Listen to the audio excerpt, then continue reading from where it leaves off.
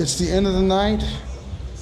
NAMM 2020. This is our last broadcast for this amazing NAMM show. It's been off the hook, and I just want to thank all of our guests here today. I can't go. I'm a little tired, so I can't rifle through them. But everyone that we've had today, it's been an amazing experience, and we definitely are at the last guest, but we're not the least guest here.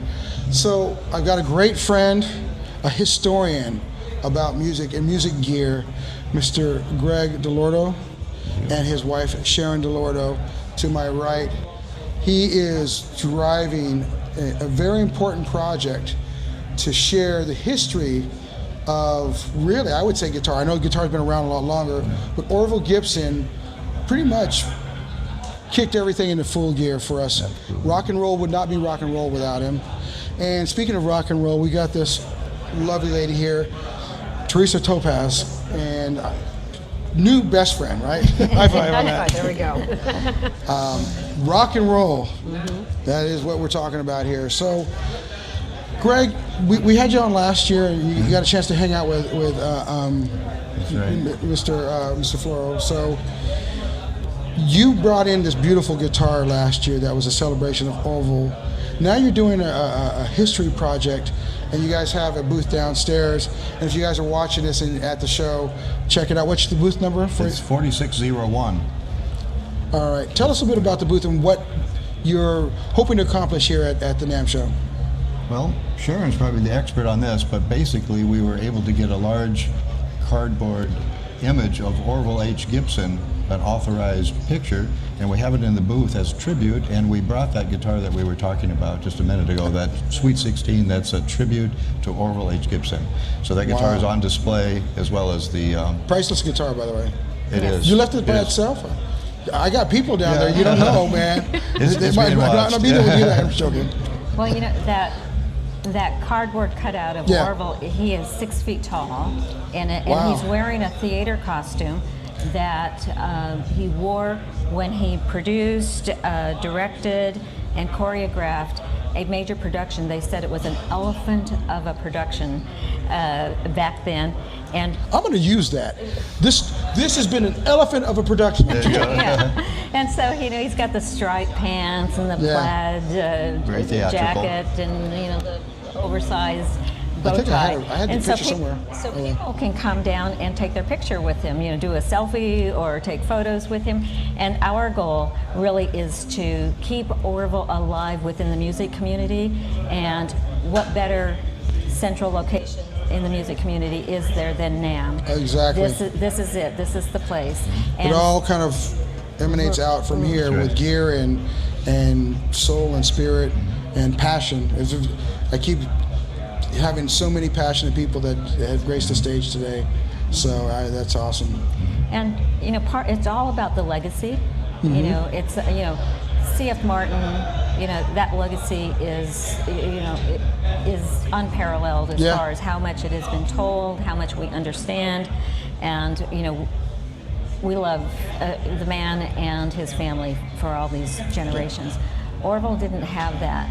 But his legacy has continued on, and you know, we see it in the female community, starting mostly in World War II.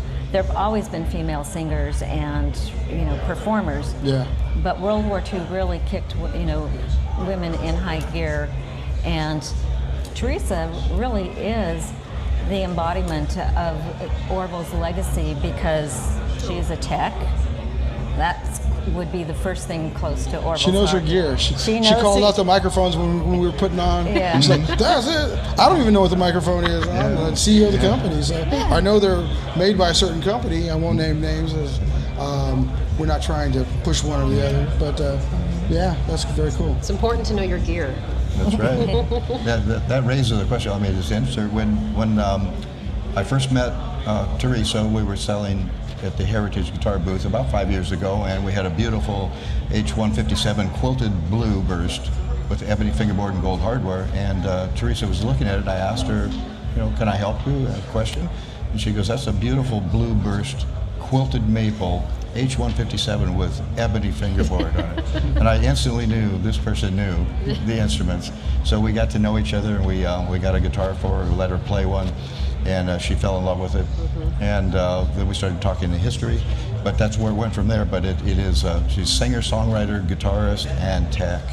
And that's something that is now coming back like it was in the past. In the old days when the women would play music, they would sing, write songs, and they would also build guitars, the instruments. They did the fine inlay work and the fine detail. Yeah. So Teresa fits right into that, and we just are so happy we met her, and that she's part of our family now. You know. Yeah, I was talking with John DiDario. From DiDario, the CEO and president, and that was one of the things he called out was they really want to support the growth in women, and they see that right now. In fact, the good news, folks, is guitar sales are up, so yay. As much as I like to play electronic music as well, or electronic gear, it's nice that people are actually playing things with strings. That's although right. I'm a bass player.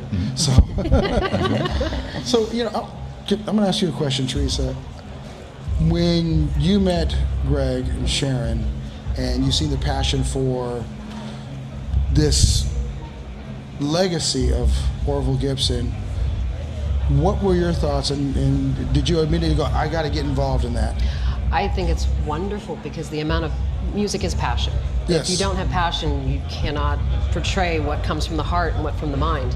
And especially with the amount of information that Greg and Sharon are sharing with the world, I think it's so important for people to understand where music comes from, where this amazing instrument that you're playing comes from, and the legacy of it. And so it tickles me to death to see the amount of investment of knowledge and passion that they're trying to give to the world. Yeah. And I'm a Gibson girl full-heartedly.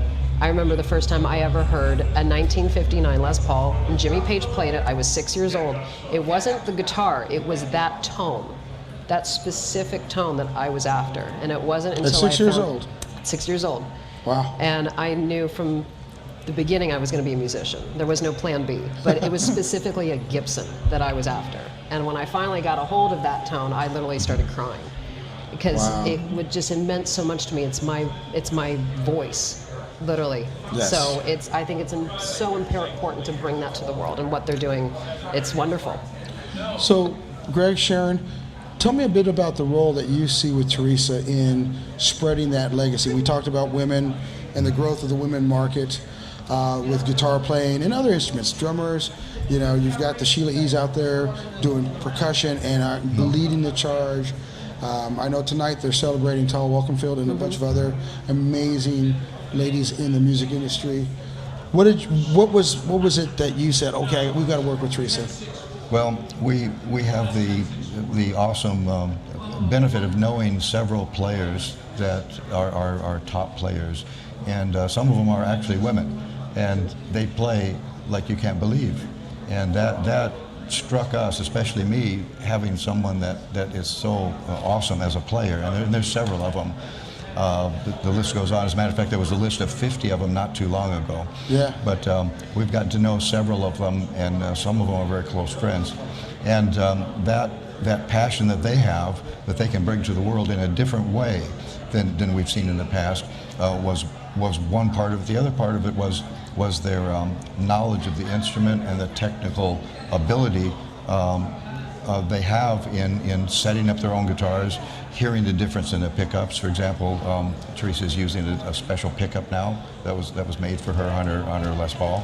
Other people want certain things, so they're chiming in a big way, helping the industry advance, both musically and technically with guitars.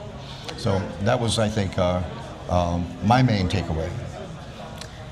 I think that we need more examples of women in the industry, for one thing. You know, you have a lot of the School of Rock for kids, for young kids, and you know, young girls should see that they can get out there and they can rock it, or they can do classical, you know, whatever it is, and having somebody like Teresa who is smart, who knows her stuff, and in certain terms, but very, very humble, and yet can talk on any level about the industry. And I think that's really important because I didn't know anything about the music industry before I married Greg, and it's trying now to you're learn. a historian. Yeah. Well, and yes, now. She's my #1 fan. And Teresa's, it's like, I don't play, but I get to appreciate, what they're doing. And when I hear Greg, because Greg comes from a multi-generation family of violin luthiers, a couple hundred years from going back into Italy. So Greg has a fine ear and very technical. So when he says something, about someone like Teresa, it's like, I know I better pay attention to that person, because that person is someone who is above average in their knowledge and their skill. And I'm just privileged that I get to surround myself. Somebody says, well, guitar's your life? Or no, you play? I said, guitars are my life and I don't play. So Greg, with Teresa's role with this organization and this mission, I would say, that you guys have, you had some questions that you wanted to ask her so that she can share her feelings, her passion about what you're doing. Basically carrying the torch on to the next generation and reaching back at the same time to the history and where it all came from, as a player, as a musician, and as a songwriter, somebody that can be free and write songs, arrange songs, and then be a good business person and take care of the things that it takes to be a musician in today's world. And basically that means you have to have a job, you have to be able to work and do something until that time comes where you can do your skill constantly. You need a vocation. So that's where the technical part comes in. And that's where it's to me, very important to see that for the future, for people growing up and coming into this music industry. You can be the greatest player, but you still have to do your job, do what it takes to do, to work, to be free, to be able to buy that guitar that you want. That is definitely a bit more of a challenge than it was back in the day. It is. Well, definitely a lot of players are keeping second jobs for sure. Many of them. People are born with talent. Teresa was very obviously born with many talents. But Teresa, you were not born with the tech knowledge that you bring to the industry. How did you get involved? What was it that compelled you to want to learn and work with the technical aspects of the guitar? That's fun because I was on stage and I had a automatic tuner on my Gibson that I thought was going to save my life because I play in 5 different tunings and I could write my set list how I wanted it. And a gear broke. And I couldn't manually, the gear breaks, you can't get it out of that tuning. So I had to hand it over to my roadie, rewrite my set list, had 45 seconds of dead time on stage, which is death to a musician. Yeah, that's like in a lifetime. Yeah, and so I had to grab another guitar. The audience agrees with you for sure. See, he knows. And I vowed from that moment on, I am never going to let this happen to myself and be stuck and I hate not knowing. Yeah. I have to, I'm a nerdy that way. I have to know everything about what I'm doing. And so I started studying under different luthiers because I've always loved pulling things apart and putting it back together. But for me as a musician, especially a female in rock and roll, the more you know, the better. And so I actually got a call once from a friend who, she was down at a gig and her output jack, the hot ground, came apart from the jack itself, and she didn't know what to do and how to fix it. And that was her only instrument. I'm like, you brought one instrument on stage or on tour? And I didn't, I ran down to help her. But I'm never wanting to be that person, and I, just wanted to study. And next thing I know, I'm studying under some of the best luthiers, and now I'm vendor certified, Martin certified, Taylor certified. Pretty much every manufacturer warranty center that you can have, I gained. Now, there's a guitar you brought. Is that one you built? No, that's actually, I did an acoustic set earlier, and I wish I had my Gibson with me to show it off because it's such a beautiful instrument, but I'd physically only have 2 arms today. So, but my Gibson, my main guitar, it's basically a 59 reissue. It's got a 0 gravity nut on it, so as a slide player and a rock and roll and blues player, I can make 2 little adjustments, and now I can raise my action. It's got. See, just me. I will not touch my bass. You, I have so you can bring it to me. Yeah. Fortunately, the guy who built it, he was custom bass.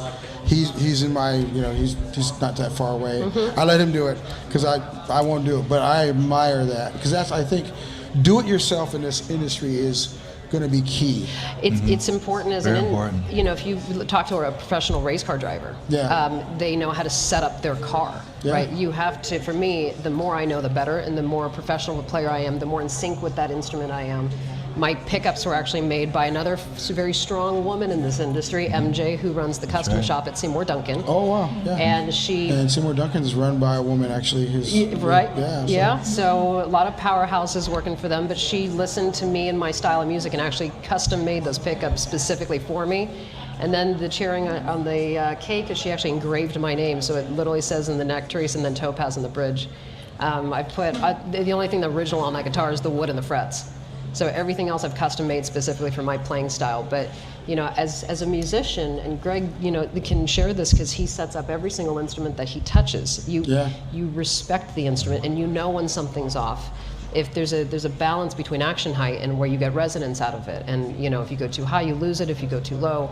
And so there's a lot of musicians that just go, here, you do it, and that's great. But then the ones who like to nerd out and geek out, it's great because then you have that knowledge moving forward. And I'm one of very few certified guitar techs also. So it kind of plays when the people come like, oh, let me talk to your guy. I will have to.